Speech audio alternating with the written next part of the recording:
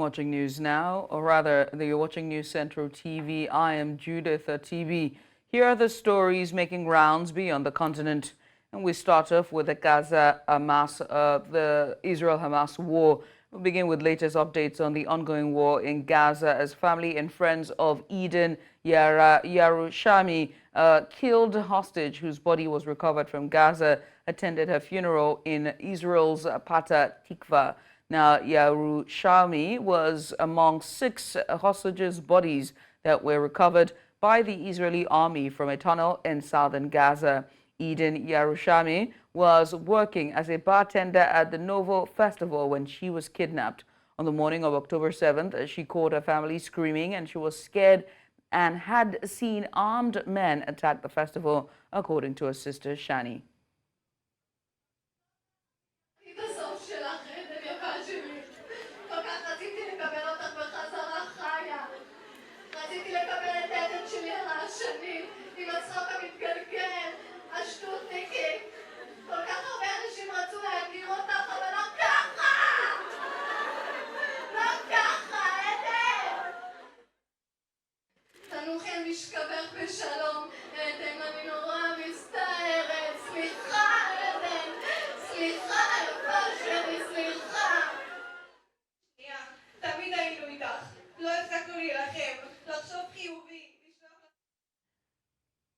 Let's also tell you that Israeli Prime Minister Benjamin Netanyahu on Monday sought forgiveness for failing to have saved 6 hostages whose bodies were recovered from a Gaza tunnel over the weekend. He made the emotional appeal during a televised press conference. Earlier, Netanyahu vowed to settle the score with the Hamas following the military's recovery of the bodies on Sunday. אמרתי למשפחות, ואני חוזר ואומר גם הערב, אני מבקש את סליחתכם שלא הצלחנו להביא אותם חזרה בחיים. היינו קרובים, אבל לא הצלחנו. In the meantime, Israel's President Isaac Herzog on Monday apologized on behalf of the government for failing to protect a 23-year-old U.S.-Israeli hostage whose funeral drew thousands to Jerusalem cemetery. Israeli authorities on Sunday announced the death of Hersh Goldberg-Polin, along with that of 5 other hostages seized on October 7th. They said their bodies were recovered after they were shot at close range on Thursday or Friday after nearly 11 months in captivity. Before the funeral, mourners waving Israeli flags held a procession from Goldberg-Polin's home to the cemetery, some wearing red T-shirts with Goldberg-Polin's picture and the word sorry. We also understand that Israeli police have detained several protesters after they tried to block a highway near Tel Aviv to call for a deal to release the hostages. The demonstration was organized in support of a strike called by Israel's largest labor union to pressure the government into reaching a Gaza deal to free hostages. This comes a day after the Israeli army's announcement that troops had recovered the bodies of 6 hostages in a Gaza tunnel. Because I feel the government has neglected the hostages. They don't care about the hostages. I mean, I think this should have happened 6 months ago. I mean, it's horrible what they are suffering over there, and we need to do everything we can to help them. They need our voice. They need us to stop everything and make sure there's a deal on the table. I'm here today to protest against the government that is allowing our hostages to die and general just tearing apart the country and the people in Israel. Joining us to discuss the hostage situation in Gaza and the protests in Tel Aviv is Bolu Michael-Biyi. He's a foreign affairs and policy analyst. Well, Bolu, thank you so much for coming on. I appreciate you for doing this with us. I mean, I have to start by asking about the impact. What impact does this discovery of these 6 Israeli hostages' bodies by the military have on the ongoing war with Hamas? Seeing how the families of the diseased, wailing. It's really heartbreaking, and we can see that the discovery has escalated the tension in the war, and it increases the pressure on the Israeli government to find a way to to secure the release of the hostages, and that may actually push them to actually consider the ceasefire deal. We can see the public anger with protests springing up in different parts of Israel, which is quite unfortunate. And it's likely that Israel would pursue a more aggressive approach, to securing the remaining hostages, and that will definitely, stall or delay peace talks. Now, with peace negotiators struggling to broker a ceasefire between Israel and Hamas, do you think this recent development, along with the protests in Tel Aviv and pressure from hostage families, could lead to somewhat of a breakthrough? Well, the two things can happen, and that's increased military response on the part of Israel, or they consider the ceasefire deal on the table. However, based on the rhetoric of the Prime Minister Benjamin Netanyahu saying that Hamas would pay very heavily for their action, it's a sign that they will go for the first option, which is a more aggressive military response. And that indicates that the peace talks would take longer. So I don't think there would be a big breakthrough anytime soon. Now, Israel's President Isaac Herzog has apologized for the death of Hersh Goldberg-Polin, a 23-year-old U.S.-Israeli hostage. Beyond an apology, what actions should the Israeli government take in response to this tragedy? Well, they just need to intensify, negotiation, intensify their diplomatic efforts in securing a ceasefire deal, and other things they could do. They could develop strategies to ensure as much as possible that they protect civilians, and that humanitarian aid or humanitarian negotiations, are being considered. They must not undermine Hamas in any way, because prior to this time, I'm sure they must have been warned that if they don't agree to the ceasefire deal, that the hostages are going to be killed, and Israel probably didn't act into that or underestimated undermined such notices, and that has led to the death of hostages. So they must not underestimate Hamas in any way, and actually take their word seriously and sit at the negotiation table in order to secure the release of the remaining hostages. As war enters its 11th month, international organizations and allied countries seem to be somewhat unable to influence the warring parties. So I have to ask about alternative approaches. What alternative approaches could be, pursued to achieve a lasting ceasefire between the two? Okay, some are being done now, and some have been done in the past. They probably just need to intensify their effort. There are certain countries that have a good relationship between the two states, so they could try to mediate via these countries. For example, Qatar and Egypt have a relationship with Israel and the Palestinian state, so they could negotiate through these countries. Also, they could also, consider, say, reconstruction aid or sanction relief, in order to obtain a ceasefire. And provincially, they have a ceasefire. UN peacekeeping mission should be on ground to not only enforce the ceasefire, but also, try as much as possible to monitor the ceasefire. So humanitarian aid negotiation, we've seen that happen, whereby they pause for a while in order to allow humanitarian aid to go through. So they just need to kind of intensify these methodologies and these structures and systems, and hopefully they'll be able to reach a ceasefire agreement. All right. Well, Bolu, I want to say thank you so much for joining us today. We appreciate you for doing this with us.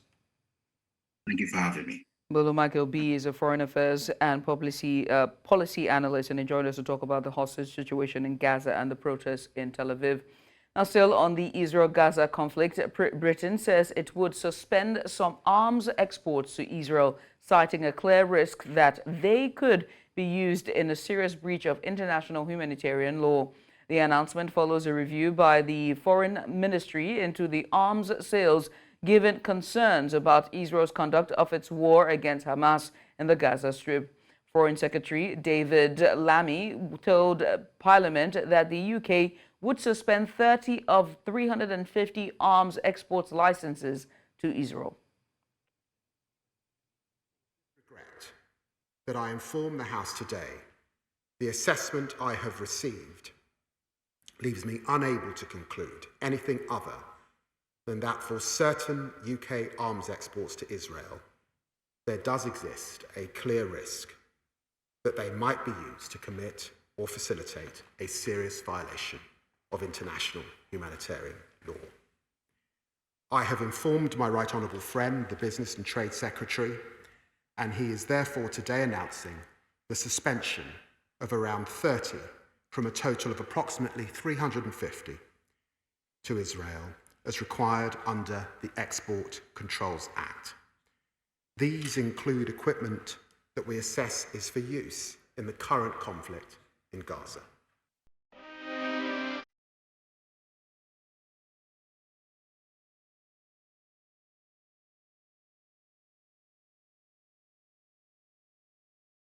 This is Beyond the Continent. We go on a short break now, but when we return, we'll tell you about Kemi Badenoch's plan for the Conservative Party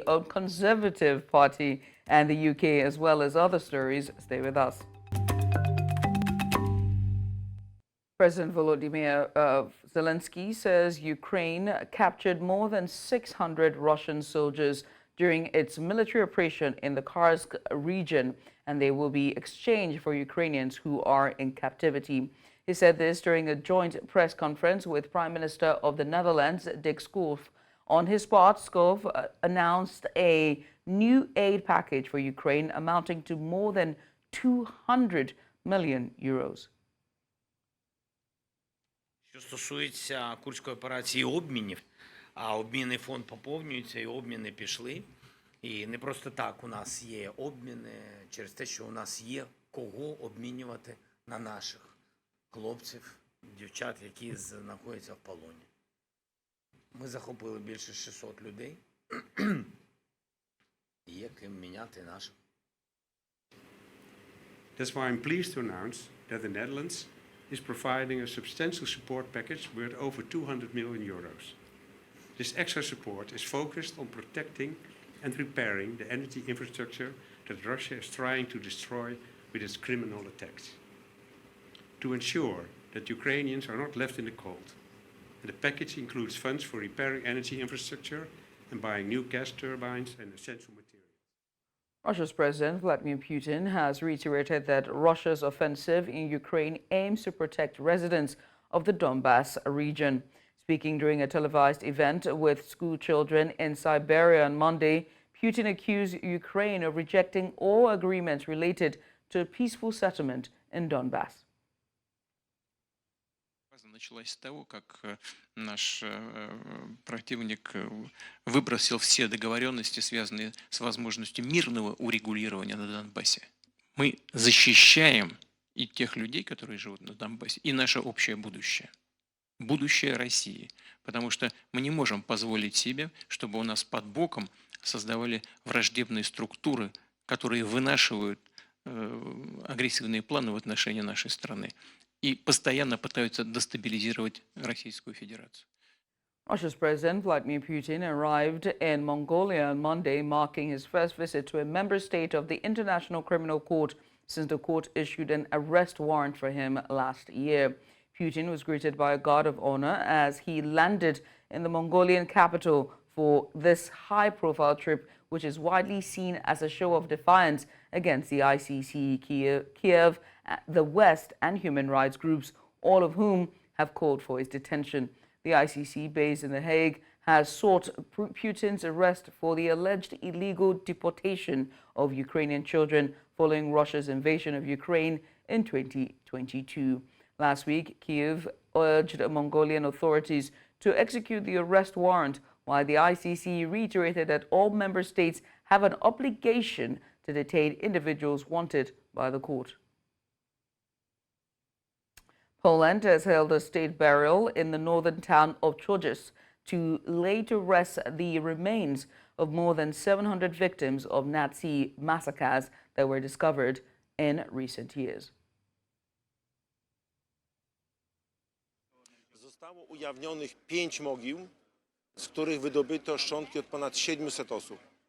Z jednej strony są to szkielety, czyli ofiary z 1939 roku, ale także na przestrzeni ostatnich lat odnaleźliśmy spalone szczątki ofiar. To są ofiary z drugiej połowy stycznia 1945 roku, kiedy Niemcy zbrodni i te spalone szczątki, one mają centymetr, 2, 3, 4, 5 i czegoś takiego, takich fragmentów udało nam się zabezpieczyć, podjąć, ekshumować prawie tonę w 2021 roku.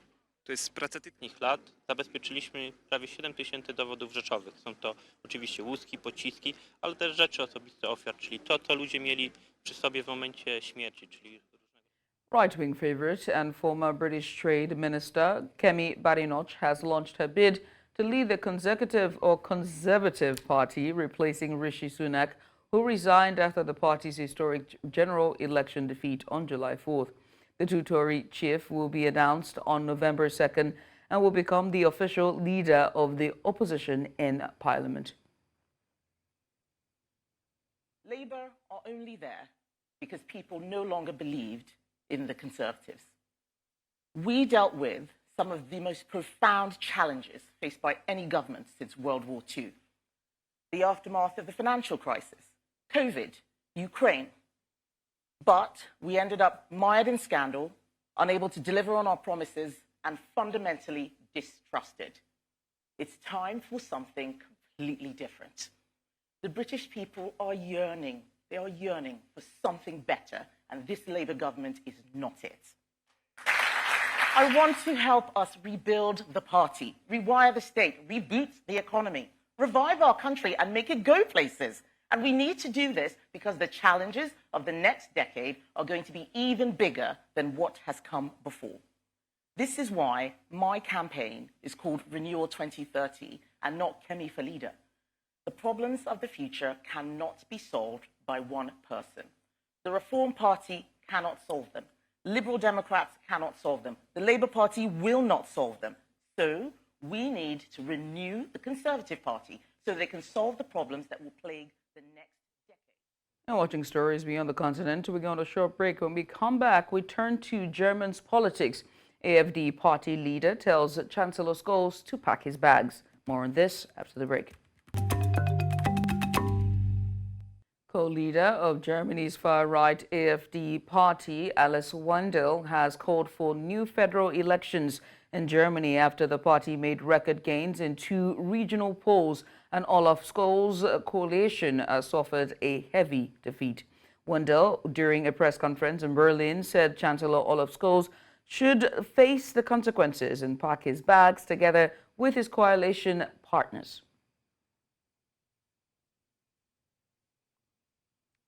People in Germany's city of Erfurt have reacted to the far-right alternative for Germany's victory, celebrating a landmark win in a regional vote in Thuringia.